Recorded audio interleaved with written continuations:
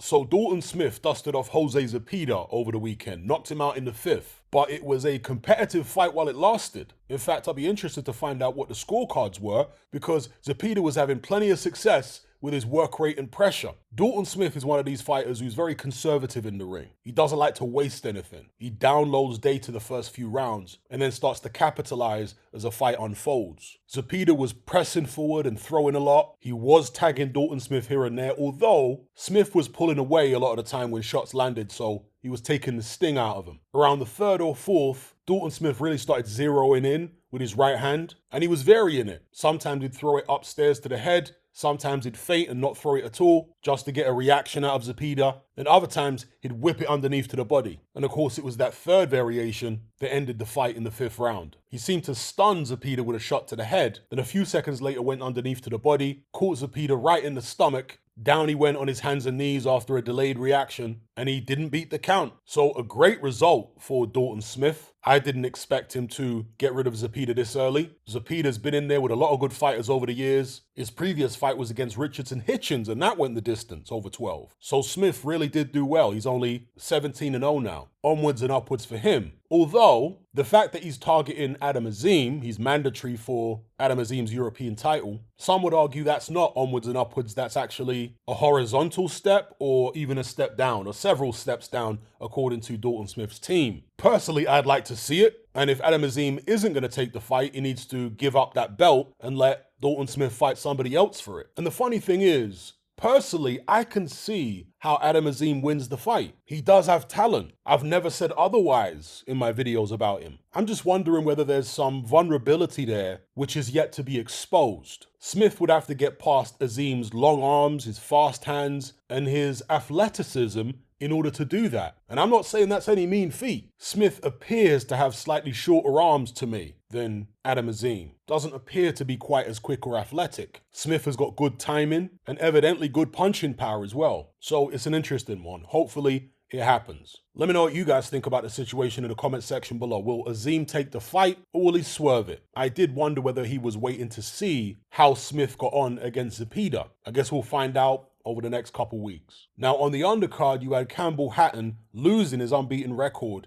to James Flint over 10 rounds. Ever since Campbell Hatton's pro debut, I struggled to see the talent. Nothing jumped out at me. In the videos I made about him at the time, I was comparing him to Conor Benn because of the fact they both got famous boxing fathers and both were relatively inexperienced in the amateurs. With Conor Benn, you could tell early on that he had something. That's not to say that Conor Benn is going to become the best welterweight in the world or anything like that necessarily, but you could see the athleticism when he first turned pro. And certainly Conor Benn has gone way past area level. Never had any issue with that level fighter. Whereas Campbell Hatton, of course, has lost here at area level. And he lost well. As in, I don't think there was any real argument for Campbell Hatton winning it. And the judges agreed it was a unanimous decision in favor of James Flint. The closest scorecard was 97-95, but the other two were 97-94 and 98-92, just to put it in perspective. And that was a little surprising given the fact that Campbell Hatton was the quote-unquote star going into this, right? One of Eddie Hearn's little projects. I half expected some controversy on the scorecards with Campbell Hatton getting the verdict. And we've certainly had that before. A few fights back, Campbell Hatton had a controversial win over a journeyman. Many people felt that he lost that fight. But no controversy this time, James Flint got the deserved victory. And it was a good scrap, to be fair. Campbell Hatton fought hard, he did what he could, but ultimately Flint was the better boxer,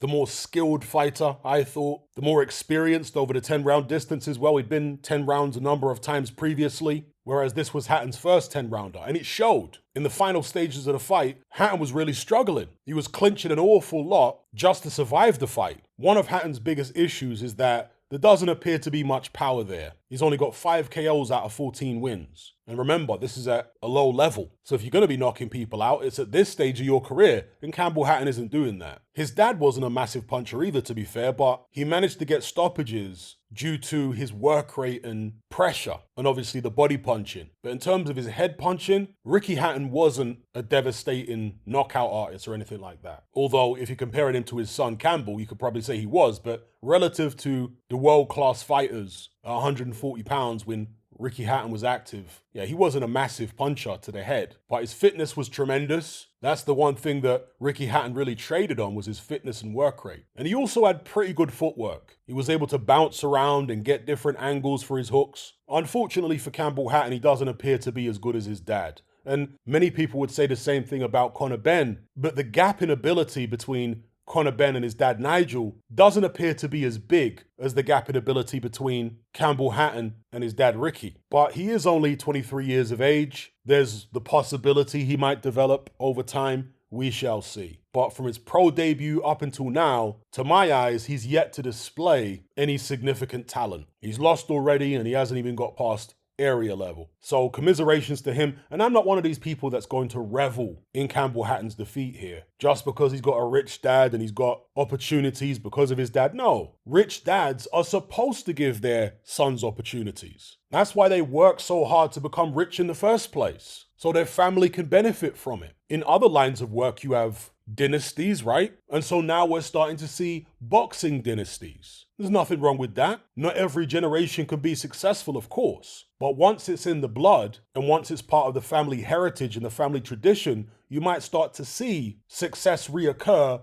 over several generations. It may skip a generation here or there in terms of the success, but reoccur down the line. Maybe one of Campbell Hatton's sons, if he has kids in future, will go on to be successful at boxing, or maybe one of his nephews. I got no problem with boxing dynasties because at the end of the day, if one of them can't fight, you'll find out sooner rather than later. The boxing ring is a truth machine. It will expose who you really are and whether you have talent or not. So anyway, that's my take on Dalton Smith versus Jose Zepeda and Campbell Hatton versus James Flint. I didn't actually catch any of the other undercard fights. If I do end up watching them subsequently, I'll review them on my Patreon page. So let me know what you guys think about all the points I raised in this video, and I'll catch you on the next one. I'm out. Are you sick and tired of the mainstream mindset? Does the dogmatic conformity and pathological ignorance have you tearing your hair out in frustration? Then don't be alone. Come and join our brotherhood on Patreon. We stand as a beacon of reason against an army of insanity.